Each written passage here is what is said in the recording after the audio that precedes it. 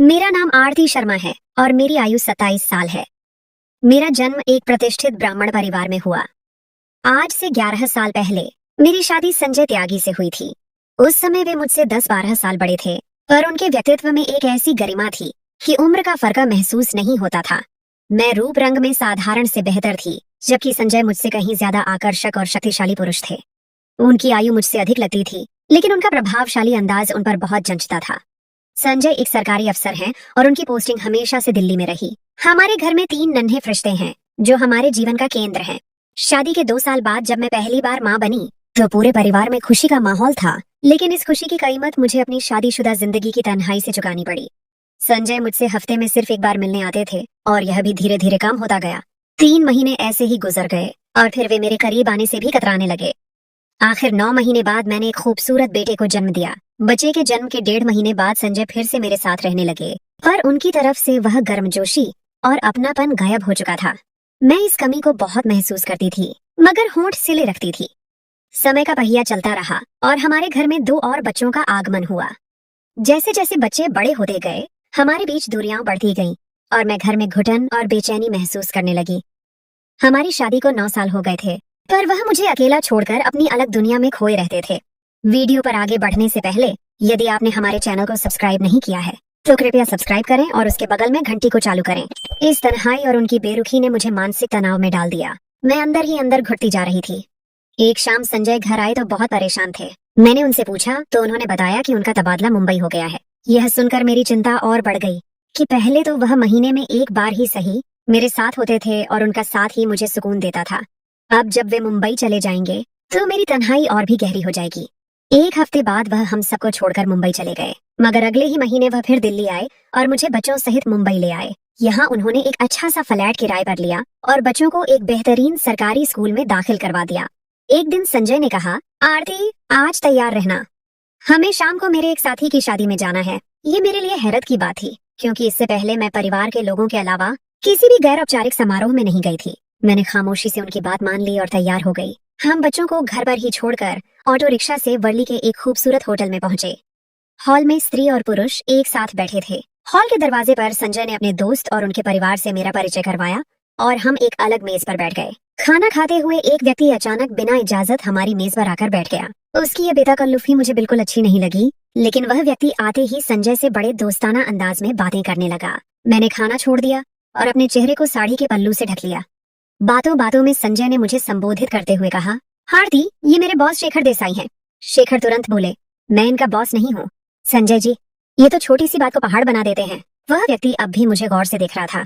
मैं अब भी नजरें झुकाए खामोश बैठी थी। इसके बाद वह व्यक्ति संजय से बातें करता रहा और 10-15 मिनट बाद उठकर चला गया। आखिरकार समारोह समाप्त हुआ और हम मेजबानों से इजाजत लेकर बाहर निकल आए और सड़क पर रिक्शा का इंतजार करने लगे। कुछ ही देर में एक कार हमारे पास आकर रुकी। उसमें शेखर ही बैठे थे। उन्होंने कहा, संजय जी, कहाँ जाना है? संजय ने कहा, सर, हमें चेंबूर की तरफ जाना है। उस व्यक्ति ने कार का दरवाजा खोलते हुए कहा, आइए, मैं आपको आके घर छोड़ देता हूँ। संजय ने पहले तो इनकार करते हुए कहा, नहीं सर, आप क्यों तकलीफ कर रहे हैं, हम रिक्शा से चले जाएंगे। मगर उस व्यक्ति ने कहा, तकलीफ कैसी, मैं भी उसी तरफ जा रहा हूँ। संजय ने गाड़ी का पिछला दरवाजा खोला और मुझे बैठने का इशारा किया। मैं हिचकिचाते हुए गाड़ी में बैठ गई और संजय अगली सीट पर बैठ गए। रास्ते में संजय और शेखर दोनों बातों में व्यस्त रहे, जबकि मैं उनकी बातों से बेपरवाह बाहर का नजारा देख रही थी। चेंबूर पहुंचकर उस व्यक्ति ने हमें उतार दिया और जाते हुए संजय से कहने लगा, संजय जी, कभी भाभी को लेकर हमारे घर भी आइए। संजय ने कहा, ठीक है, मगर आप यहाँ तक आ ही गए हैं, इसी गली में हमारा घर है, चाय पीकर जाइए। मगर वह उनकी बात अनसुनी करके चला गया। घर आकर मैंने संजय से कहा, क्या जरूरत थी मुझे इस समारोह में ले जाने की, और फिर अब एक अजनबी के साथ गाड़ी में बिठा दिया। संजय ने कहा, वह अजनबी नहीं था, वह मेरा बॉस था। इस समारोह में सब लोग अपने परिवार के साथ आए हुए थे और मेरे दोस्त ने मुझे भी परिवार के साथ आने को कहा था। मैं अकेला जाता तो सब मुझसे नाराज होते। कुछ दिन गुजरे। एक रात संजय देर से घर आए तो उनके साथ शेखर नामक व्यक्ति भी था। संजय उनके साथ बैठक में बैठ गए और मुझे चाय लाने को कहा। मैंने चाय तैयार की और बैठक के अंदरूनी दरवाजे से संजय को आवाज दी कि चाय ले लीजिए, लेकिन उन्होंने मुझे कहा कि अंदर ही ले आओ। मुझे यह सुनकर बहुत हैरानी हुई, क्योंकि मैं कभी भी किसी मेहमान की मौजूदगी में बैठक में नहीं गई थी। खैर, मैं उनके आदेश पर अपना दुपट्टा संभालकर चाय अंदर ले गई। मुझे महसूस हुआ कि शेखर मुझे लगातार घूर रहा था। मैं चाय रखकर तुरंत ही वापस आ गई। दोनों देर तक बैठे बातें करते रहे। 10-15 मिनट बाद संजय मेहमान को विदा करके कमरे में आ गए। मैंने उनसे झुंझलाकर पूछा, आपने मुझे क्यों अंदर बुलाया था? वे कहने लगे, यह मुंबई है और अगर यहाँ हमें रहना है तो सभी लोगों की तरह ही रहना पड़ेगा, वरना सब लोग हमसे मिलना जुलना छोड़ देंगे। और हाँ, शेखर साहब मुझे अपने घर खाने की दावत दे गए हैं। बताओ किस दिन चले? मैंने कहा कि मुझे नहीं जाना किसी शेखर के घर, लेकिन संजय ने खुद ही कहा कि अगले रविवार को चलेंगे और तुम भी मेरे साथ चलोगी। मैं खामोश रही। रविवार के दिन संजय ने सुबह 10 बजे कहा कि जल्दी से तैयार हो जाओ, आज हमें दोपहर का खाना शेखर साहब के यहाँ खाना है। मैंने इनकार किया तो कहने लगे, मुझे कुछ नहीं सुनना, तुम जल्दी से तैयार हो जाओ। मैं बेमन से कपड़े बदलकर उनके साथ चल दी। हम रिक्शा लेकर शेखर साहब के घर चले गए। वहाँ पहुंचे तो एक नौकर ने दरवाजा खोला और हमें एक कमरे में बिठाकर बताया कि शेखर साहब अभी घर पर नहीं है, थोड़ी देर में आ जाएंगे। थोड़ी देर बाद शेखर साहब भी घर आ गए और हमारे पास आकर बैठ गए। मैं ये बात नोट कर रही थी कि शेखर बार बार मेरी तरफ देखता और मुझे घूरता था। मैं खामोशी से बैठी रही। बातों बातों में शेखर ने कहा, भाभी लगता है आप यहाँ सहज महसूस नहीं कर रही हैं। मैंने इनकार में सिर हिलाया तो वह कहने लगे, फिर आप अभी तक क्यों खामोश हैं? मेरे घर में कोई महिला नहीं है, इसलिए मुझे ही आपको साथ देना पड़ेगा। आप इसे अपना ही घर समझिए।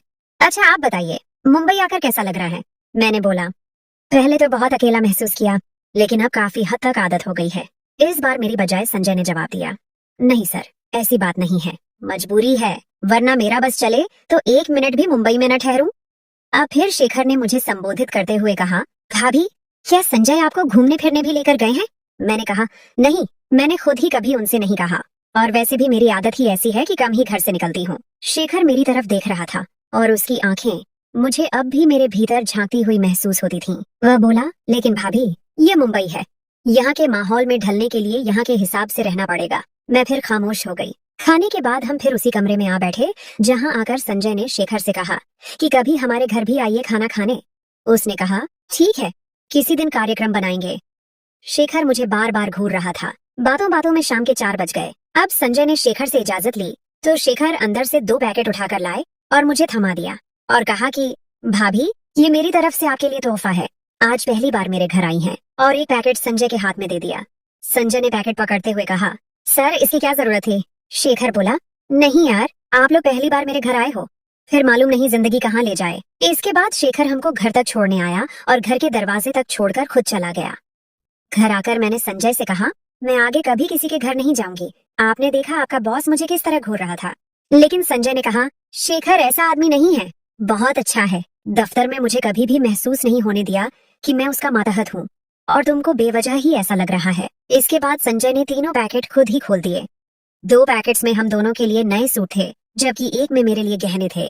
वह काफी महंगे मालूम होते थे। संजय ने कपड़ों और गहनों की तारीफ करना शुरू कर दी और मुझसे कहा कि किसी दिन शेखर साहब को अपने घर खाने पर आमंत्रित करो। मैंने कहा, जिस दिन मर्जी कर लें, मगर मैं उनके सामने नहीं आऊंगी। संजय ने जवाब दिया, ठीक है, ना आना तुम्हारी मर्जी, अगले रविवार को कैसा रहेगा? मैंने कहा, ठीक है। संजय शुक्रवार के दिन गोश्त और कुछ फल वगैरह घर ले आए और कहा कि परसों शेखर साहब आ रहे हैं और तुम अच्छा सा खाना पकाना। रविवार के दिन सुबह ही मैंने भुना गोश्त, रोस्ट और शोरबा जैसे पारंपरिक व्यंजन बनाना शुरू कर दिए। 12 बजे के करीब शेखर हमारे घर आ गए। मैंने पारंपरिक चाय उनके लिए तैयार करके अपने बड़े बेटे के हाथ बैठक में भिजवा दी। उसे पीने के बाद खाना भी भिजवा दिया।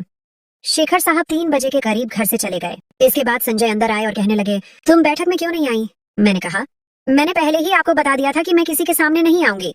वह कहने लगे, शेखर साहब ने बार बार पूछा कि भाभी क्यों नहीं आई और काफी नाराज भी हो रहे थे। मैं खामोश रही। इसके बाद रोज ही संजय घर आकर शेखर साहब की तारीफ करते रहते और दिन गुजरते गए। लगभग 1 महीने बाद संजय ने मुझे कहा कि आज शेखर साहब के यहाँ कुछ मेहमान आने वाले हैं और उन्होंने कहा है कि वे उनके लिए पारंपरिक खाना बनवाना चाहते हैं। मैं तुमको अगले हफ्ते उनके घर लेकर चलूंगा। मैंने इनकार किया तो कहने लगे, जैसा मैं कहता हूँ वैसा करो। शेखर साहब के साथ मेरा रिश्ता भाइयों जैसा हो चुका है और तुम भी उनको अजनबी न समझा करो। खैर, मैं शनिवार के दिन सुबह संजय के साथ शेखर के घर चली गई। शेखर घर में ही मौजूद थे। उन्होंने मुझे रसोई में सामान देकर खुद दोनों गाड़ी पर बैठकर दफ्तर चले गए। दोपहर के समय संजय का फोन आया। उन्होंने मेरा हाल चाल पूछा और मुझे पारंपरिक व्यंजन अच्छी तरह से तैयार करने की हिदायत देने लगे। 1:30 बजे के करीब दरवाजे पर घंटी बजी। नौकर ने दरवाजा खोला और शेखर अंदर आ गए। वह सीधे रसोई में ही आ गए और मुझे संबोधित करते हुए कहने लगे कि भाभी, जैसा खाना अपने घर में खिलाया था वैसा ही होना चाहिए। मैं उनके पीछे देखने लगी कि संजय भी उनके साथ ही होंगे, पर वह अकेले थे। मैंने उनसे संजय के बारे में पूछा तो कहने लगे कि मैं तो किसी दफ्तरी काम के सिलसिले में यहाँ आया था, सोचा घर का चक्कर लगा लूं। किसी चीज की जरूरत तो नहीं है। संजय अभी दफ्तर में है, मुझे भी जाना है, शाम को साथ ही आ जाएंगे। वह आगे बोले, और हाँ भाभी, मुझे बहुत जोर की भूख लगी है, अगर कोई डिश तैयार हो गई हो तो मुझे थोड़ा सा खाना दे दीजिए। ये कहकर शेखर ने नौकर को बाजार से सामान लाने के लिए भेज दिया और खुद रसोई के दरवाजे पर ही खड़े हो गए। मुझे बहुत अजीब महसूस हो रहा था। वह लगातार मुझे घूर रहे थे, जिसकी वजह से मेरे हाथ कांपने लगे। मैंने एक प्लेट में रोस्ट का एक टुकड़ा रखकर उनको दिया तो वह वहीं पर खड़े होकर खाने लगे। वाह भाभी वाह, आपने तो कमाल कर दिया, कितना स्वादिष्ट खाना है। कमाल है भाभी, आपके हाथ में तो जादू है, जादू। आप जितनी खुद खूबसूरत हैं, उतने अच्छे व्यंजन भी तैयार करती हैं। मैं पहली बार किसी पुरुष से अपनी तारीफ सुन रही थी और मुझे अजीब लग रहा था। इससे पहले संजय ने कभी मेरी तारीफ नहीं की थी। शेखर ने फिर मुझे संबोधित करते हुए कहा, भाभी, आपको मेरी तरफ से दिया हुआ सूट और गहने कैसे लगे? मेरे ख्याल से वह आप पर बहुत फबेंगे। वैसे आप गहनों के बिना भी बहुत खूबसूरत हैं, लेकिन वह गहने आपकी सुंदरता में चार चांद लगा देंगे। मैं लगातार खामोश थी और अपनी तारीफ सुनकर मेरे हाथ पांव सुन्न हो रहे थे। कोई अजनबी पहली बार इस तरह मेरे साथ बातें कर रहा था। थोड़ी देर बाद शेखर चले गए और शाम को संजय के साथ घर आ गए। शेखर का नौकर हम दोनों को घर छोड़कर वापस आ गया। घर जाकर मैंने सोचा कि संजय को सब कुछ बता दूं, पर मालूम नहीं क्यों खामोश रही। अगले दिन शेखर का फोन आया और कुछ बातें करने के बाद संजय ने फोन मुझे दे दिया। दूसरी तरफ शेखर था। भाभी, आपने तो कमाल कर दिया। मैंने तो कल ही कह दिया था कि आपके हाथ में जादू है। मेरे दोस्त यूके से आए हुए थे, बहुत तारीफ कर रहे थे। मैं खामोशी से उसकी बातें सुनती रही। अब अक्सर शेखर का फोन आ जाता और संजय मुझे फोन थमा देते। मैं मजबूरी में थोड़ी बहुत बात करके फोन बंद कर देती। एक दिन रात को संजय और मैं बैठे हुए थे। संजय ने मुझे कहा कि आरती, शेखर साहब मेरी दिल्ली में ट्रांसफर करा सकते हैं। मैं खामोश रही। उन्होंने फिर मुझे संबोधित किया और बोला, तुम यह काम कर सकती हो। मैंने कहा, मैं कैसे कर सकती हूँ? तुम कर सकती हो और वह तुम्हारी बात नहीं टालेंगे। आप यह क्या कह रहे हैं? मैं ठीक कह रहा हूँ। संजय ने यह कहते हुए अपने मोबाइल से शेखर को फोन मिलाया और स्पीकर ऑन करके मुझे थमा दिया और कहने लगे कि इनसे अभी सिर्फ हालचाल ही पूछना। मैंने न चाहते हुए भी फोन कान को लगा लिया। तीसरी या चौथी घंटी पर शेखर ने फोन उठा लिया। मैं आरती बोल रही हूँ। जी, क्या हाल है भाभी? ठीक हूँ, आप कैसे हैं? मुझे फोन कर लिया बस ऐसे ही? क्या संजय सो रहे हैं? नहीं, अच्छा, बाहर गए होंगे तो आपने सोचा कि मुझे फोन कर लें। मैं भी काफी दिन से चाह रहा था कि कभी अकेले में बात हो, पर मौका ही नहीं मिल रहा था। आपकी तारीफ करने को दिल चाहता था और संजय के सामने मैं करना नहीं चाहता था। मालूम नहीं क्या सोचेंगे। ये सब बातें संजय भी सुन रहा था। शेखर फिर बोला, संजय को तो आपकी कद्र ही नहीं होगी जितनी आप खूबसूरत हैं। और एक बात मैं आपसे और पूछना चाहूंगा, अगर आप बुरा ना माने तो। क्या? पूछिए। संजय तो आपसे उम्र में बहुत बड़े लगते हैं और उनकी सेहत भी इतनी अच्छी नहीं है, पर आप तो अभी तक जवान हैं। क्या संजय आपको संतुष्ट कर देते हैं? मैं शेखर से इस तरह की बात की उम्मीद नहीं कर रही थी। मैंने तुरंत फोन बंद कर दिया और सवालिया नजरों से संजय की तरफ देखने लगी, जो मुझसे नजरें चुरा रहे थे। थोड़ी देर बाद मुझसे बोले, तुम दोबारा शेखर साहब को फोन करो और उनके साथ ऐसी ही बातें करो जैसी वह कर रहे हैं। यह ऐसे ही काम करेगा। मुझे पहले ही पता था। नहीं, मैं नहीं कर सकती। नहीं, तुम करो, सिर्फ फोन ही तो करना है। नहीं संजय, मैं नहीं कर सकती। तुमको करना ही होगा। अब की बार संजय का लहजा सख्त और अंदाज हुक्मिया था। मैंने फोन दोबारा मिलाया और दूसरी तरफ से फोन उठाते ही कहा, कट गया था। मुझे मालूम था आप दोबारा करेंगी। जी, मैंने कुछ आपसे पूछा था। क्या? यही कि संजय आपकी जरूरत पूरी करते हैं क्या? मैंने कहा, जी ऐसी बात नहीं है।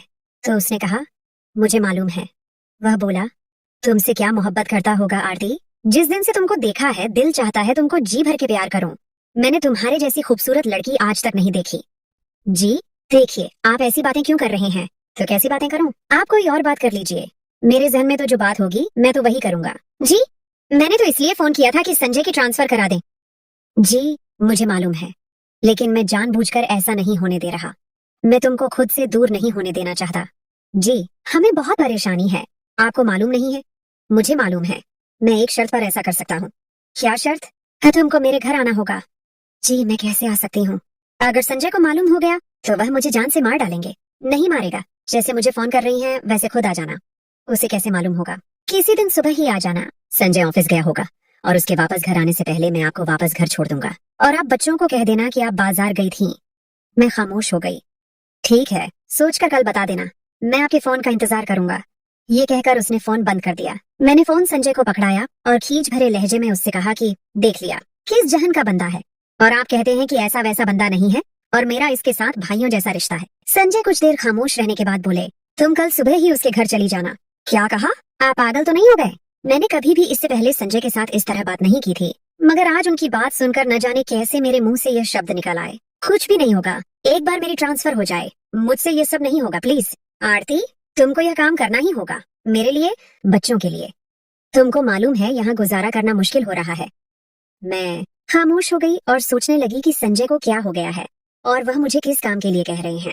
कुछ मिनट बाद संजय कहने लगे कि मैं शेखर को फोन मिला रहा हूँ, तुम उससे कहो कि मैं कल सुबह आपके घर आना चाहती हूँ। मैंने ना कहा, लेकिन संजय ने यह कहते हुए फोन मिलाकर मेरे हाथ में थमा दिया कि कुछ नहीं होता। दूसरी तरफ से तुरंत ही फोन उठा लिया गया। जी आरती, शेखर साहब, मैं कल सुबह आपके घर आना चाहती हूँ। बहुत बढ़िया, मैं आपको सुबह 9:30 उस वक्त आपके घर से ही ले लूंगा, जब संजय दफ्तर के लिए निकल जाएंगे और आपके बच्चे स्कूल जा चुके होंगे। ये कहते ही शेखर ने फोन बंद कर दिया। मैंने फोन संजय को दिया और उनकी तरफ सवालिया नजरों से देखने लगी, लेकिन वह भी शर्मिंदा से थे। उन्होंने नजरें चुराते हुए कहा, आरती, मेरी खातिर एक बार, सिर्फ एक बार, मुझे मालूम है कि यह काम ठीक नहीं है, अगर किसी को इसकी भनक भी पड़ गई तो हम जी नहीं सकेंगे, पर सिर्फ एक बार।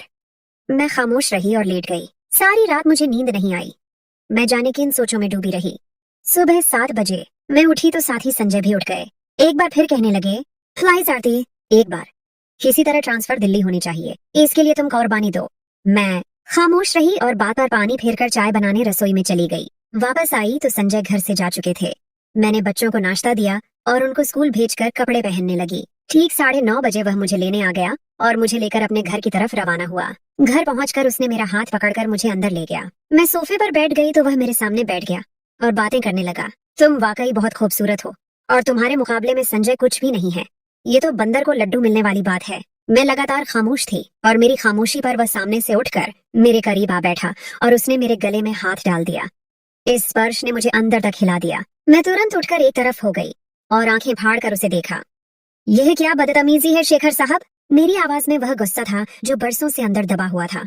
वह हंसकर बोला, क्या बदतमीजी? मोहब्बत करना बदतमीजी है? मोहब्बत? मैंने कहा, आप इसे मोहब्बत कहते हैं, ये तो हवस है। मैं एक शादीशुदा औरत हूँ, 3 बच्चों की माँ हूँ, आपकी ये हिम्मत कैसे हुई? शेखर का चेहरा लाल हो गया। उसने गुस्से से कहा, यह सब संजय ने ही तो करवाया है, वह चाहता है कि उसकी ट्रांसफर हो जाए। उसने तुम्हें मेरे पास कुर्बानी के लिए भेजा है। यह सुनकर मेरा सिर चकराने लगा।